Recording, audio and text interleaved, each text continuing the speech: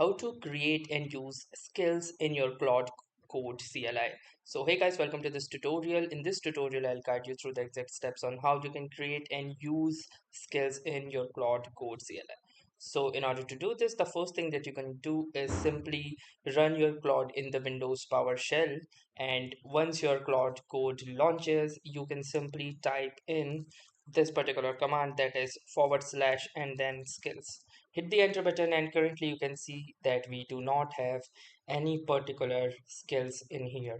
So what we're going to do is we're going to press the escape key, and then we can prompt Claude to write ourselves a skill. So let's say we can simply write in that it should create us a skill that basically is a humanizer skill, which essentially turns text or output into a humanized version. So what we're gonna prompt it is,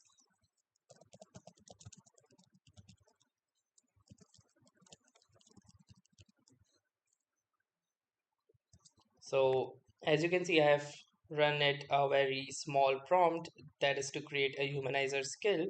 And here you can see that Claude is setting it, and in order to proceed, I will need to allow it all of the permissions to use this particular program. And now let us wait for the same.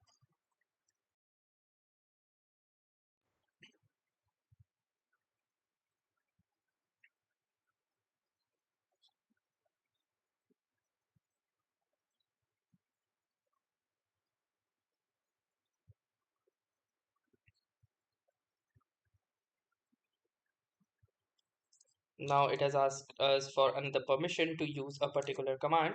We're gonna again press the yes option.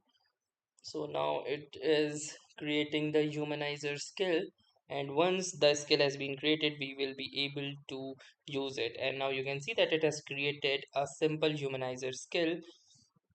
And from here it says, do you want to create this MD file? I'm going to click onto the second option, and now it will create this particular skill into an MD file.